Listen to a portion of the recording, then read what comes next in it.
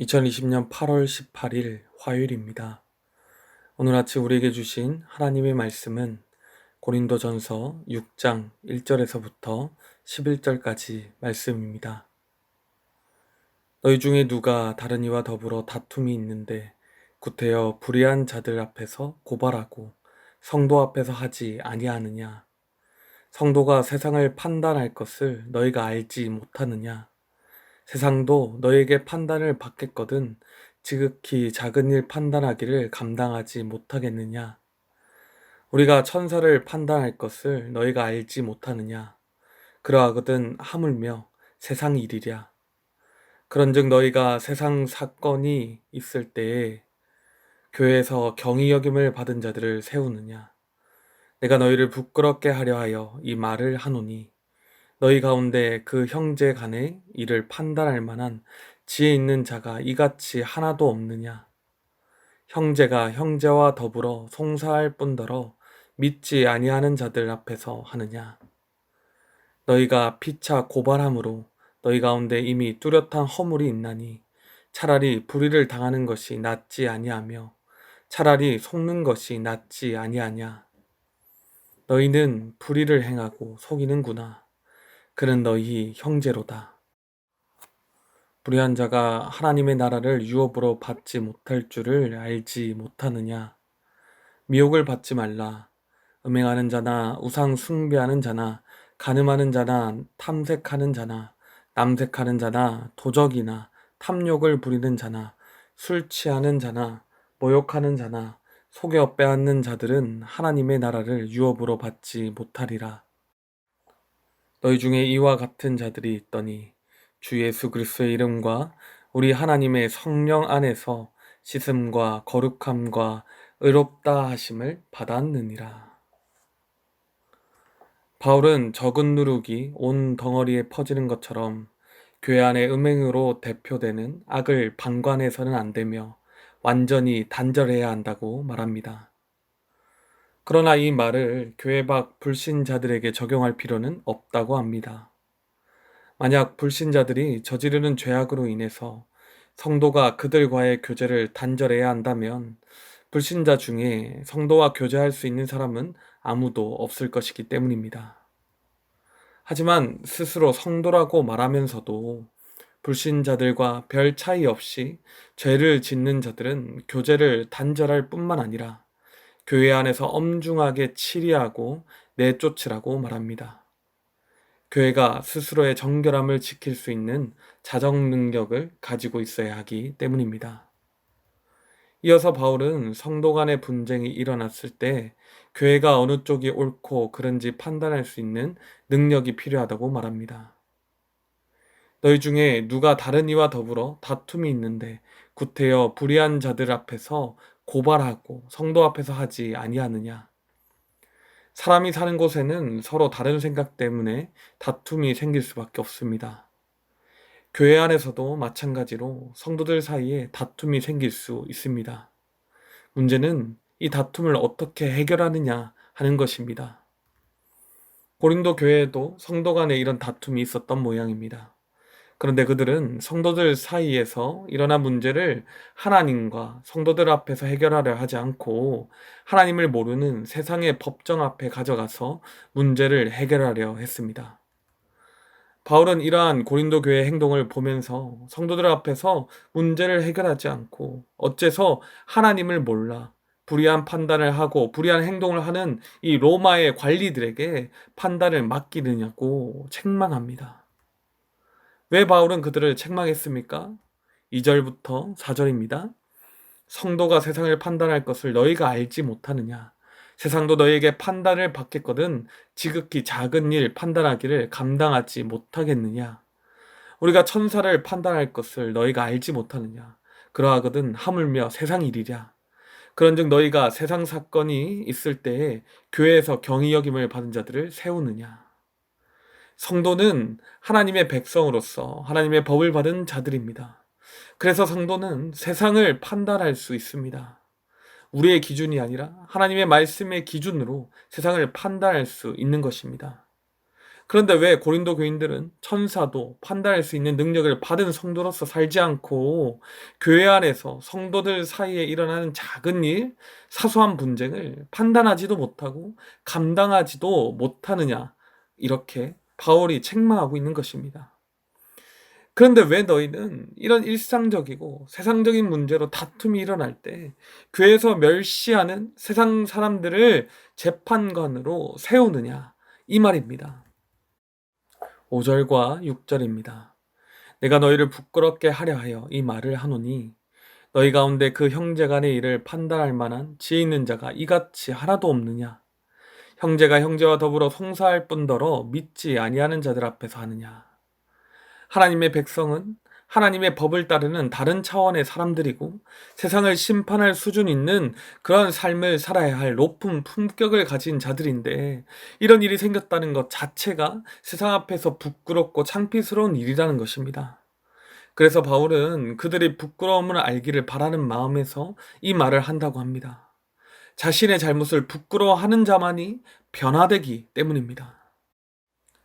서로 예수 그리스도 안에서 형제라고 말하는 자들끼리 분쟁이 생겨 소송하는 것도 부끄러운 일이고 세상의 지혜를 자랑하던 이 고린도 교회 성도들이 형제들 사이의 일들을 판단할 만한 그 정도의 지혜가 있는 자가 없다란 것도 부끄러운 일이고 그래서 예수님을 믿지 않는 자들 앞에서 서로의 잘못을 지적하고 누가 옳고 그르냐를 판단받는 것도 부끄러운 일이라는 것입니다. 7절과 8절입니다. 너희가 피차 고발함으로 너희 가운데 이미 뚜렷한 허물이 있나니 차라리 불의를 당하는 것이 낫지 아니하며 차라리 속는 것이 낫지 아니하냐. 너희는 불의를 행하고 속이는구나. 그는 너희 형제로다. 하나님의 법으로 볼 때 예수 안에 형제된 자들이 서로 고발하는 일 자체가 이미 서로 다툼이 생긴 원인보다도 더 뚜렷하게 잘못을 저지르는 일인데 차라리 형제에게 악한 일을 당하고 속아 넘어가는 것이 더 낫지 않겠냐. 그렇게 바울이 말하고 있는 것입니다. 분쟁을 일으키며 자신만이 옳다고 말했을 고린도 교회 성도들에게 아무도 자신의 책임을 회피하지 못하도록 교회 안에서 문제를 잘 해결하지 못해서 세상의 성도 간의 문제를 가져간 그들 모두가 다 잘못한 것임을 지적하고 있는 것입니다. 이렇게 부끄러운 일을 하면서도 고린도 교회는 여전히 서로 속이고 악한 일을 다른 사람도 아닌 한몸된 교회의 형제들에게 저지르고 있다고 말합니다. 이제 바울은 이런 불의를 저지르는 자들이 어떤 결말에 이르게 될지를 경고합니다. 9절과 10절입니다. 불의한 자가 하나님의 나라를 유업으로 받지 못할 줄을 알지 못하느냐. 미혹을 받지 말라. 음행하는 자나 우상 숭배하는 자나 간음하는 자나 탐색하는 자나 남색하는 자나 도적이나 탐욕을 부리는 자나 술 취하는 자나 모욕하는 자나 속여 빼앗는 자들은 하나님의 나라를 유업으로 받지 못하리라. 고린도 교인들은 세상 앞에서도 부끄러운 일들을 저지르면서 스스로 하나님 나라의 유업을 받을 것이라고 생각했습니다. 교회 안에서 악한 일을 하며 속이면서도 천국 갈 것이라고 생각했다는 것입니다. 그러나 바울은 단호하게 이런 생각은 잘못된 것이라고 말합니다. 바울은 미혹이라는 표현을 사용했습니다. 미혹은 갈라디아서 6장 7절에서 스스로 속이지 말라고 번역한 말입니다. 자신의 삶을 돌아보지 않고 교회 안에서도 여전히 죄를 저지르며 형제를 괴롭게 하면서도 천국에 갈 수 있다는 생각은 자기 스스로를 속이는 일이라는 것입니다. 9절과 10절에 언급된 죄의 면면들은 사실 당시에 사회적으로는 용인되는 것들도 있었습니다. 비난은 받을지라도 죄로 여겨지지 않았던 것입니다. 그러나 하나님께서는 세상의 기준이 아니라 하나님의 기준으로 이런 죄를 저지르는 자들을 하나님 나라의 유업을 받지 못한다고 분명히 말씀하십니다. 그렇다면 과거로부터 이런 일을 계속 저지른 고린도 교회의 성도들은 다시는 천국에 갈 기회를 잃어버린 것일까요? 그렇지 않다는 것이 바로 오늘 본문의 마지막 11절에 나와 있습니다. 11절입니다. 너희 중에 이와 같은 자들이 있더니 주 예수 그리스도의 이름과 우리 하나님의 성령 안에서 씻음과 거룩함과 의롭다 하심을 받았느니라. 그들 중에 앞서 말한 형제들을 고발하여 교회의 하나됨을 해치고 세상 앞에서 부끄럽게 한 사람들이 있었지만, 그러나 우리 주 예수 그리스도의 이름과 우리 아버지 하나님께서 보내주신 하나님의 영이신 성령님 안에서 죄를 깨끗이 씻음과 거룩함과 의롭다 여김을 받음으로 이제는 하나님 나라를 유업으로 받을 수 있게 되었다는 것입니다. 그리고 그런 자들은 다시 이전에 했던 악한 일들을 하지 않는다는 것입니다. 바울은 고린도 교회 성도들 사이에 일어났던 분쟁과 소송 사건들을 꾸짖으며, 그럼에도 불구하고 하나님의 은혜가 있으니 빨리 돌이켜 서로 용서하고 사랑하라고 권면하고 있는 것입니다. 그렇다면 오늘 우리는 이 말씀을 통해서 어떤 은혜를 나눌 수 있겠습니까? 첫째로, 세상 법정에 송사할 일이 없는 교회가 되기를 원합니다.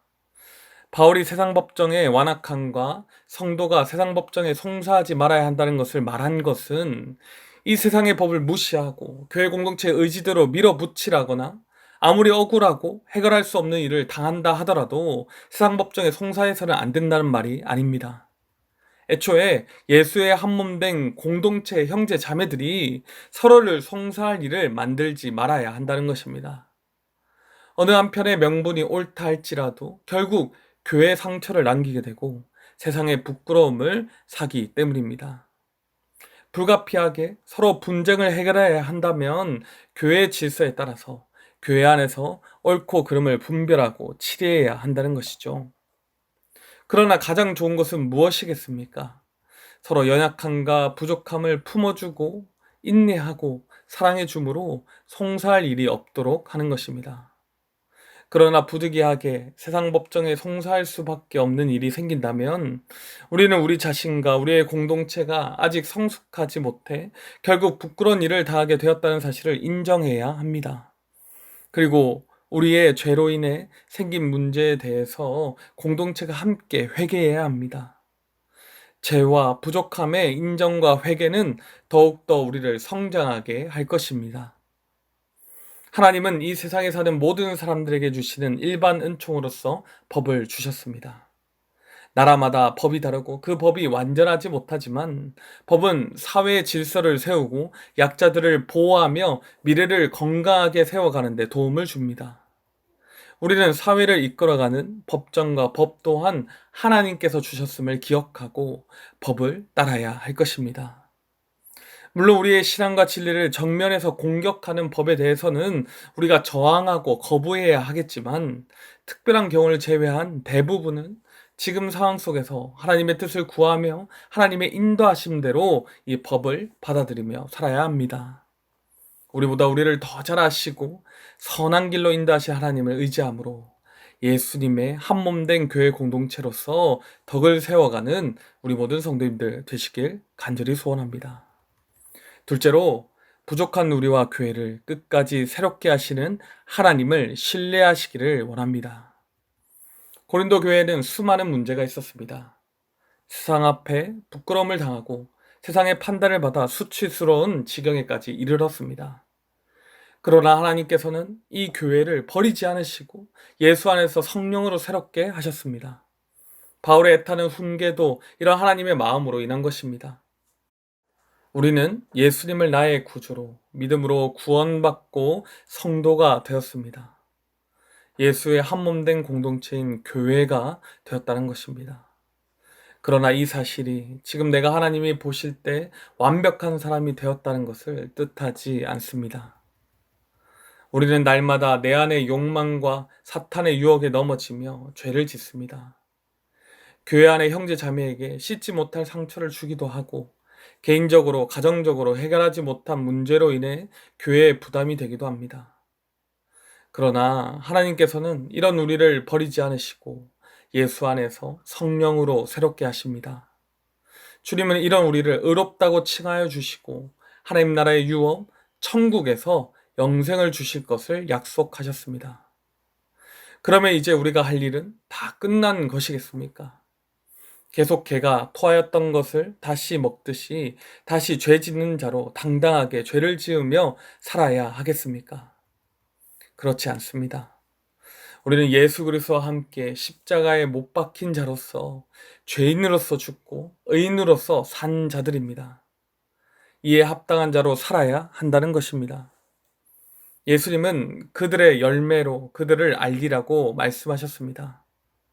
우리는 선한 행실과 공로로 구원받은 것은 아니지만 구원받은 자로서, 은혜 받은 자로서 이전에 짓던 죄에서 완전히 돌이켜 새로운 삶을 살아야 합니다.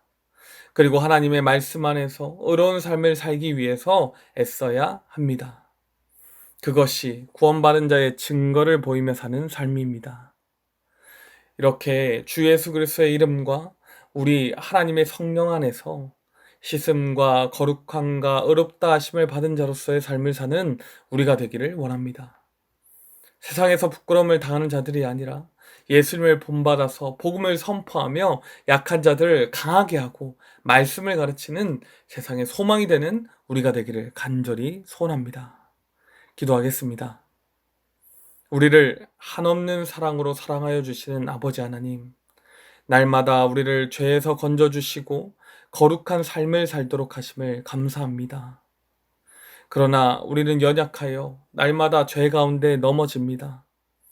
교회 안에서 해결할 수 있는 조그만 일도 나의 자존심과 손해를 감수하지 못해 세상 법정으로 가져가고 부끄러움을 당하는 우리입니다. 주님, 우리를 불쌍히 여기시고 주님 안에 거하며 성령으로 충만하게 하여 주시옵소서. 우리의 죄된 욕망을 다 사라지게 하시고 오직 하나님의 법과 질서만을 따르게 하여 주시옵소서. 그렇게 거룩한 천국 백성의 삶을 살게 하여 주시옵소서. 예수님의 몸된 교회의 형제 자매들을 더 사랑하기를 원합니다. 더 품어주기를 원합니다. 예수 그리스도와 같이 그러한 삶을 살게 하여 주시옵소서. 우리를 주님 닮은 삶으로 변화시키실 주님을 기대하오며 우리를 구원하신 우리 주 예수 그리스도의 이름으로 기도드리옵나이다. 아멘. 이 시간 개인적으로 기도하실 때 오늘 나눈 말씀을 붙들고 기도하시고 주간 기도 제목을 따라서 환우들과 섬김 사역을 위해서 기도하겠습니다. 지속적으로 고통당하는 환우들과 연약한 성도들을 위하여, 항암 치료 중인 분들과 입원 중인 분들을 위하여 기도하시고 우리 교회가 기쁨으로 성도와 이웃을 섬기는 교회가 되도록 모든 섬김 사역을 통하여 세상의 소망이 되는 교회가 되도록 기도하시고 코로나19 기도 제목을 따라서 기도하겠습니다.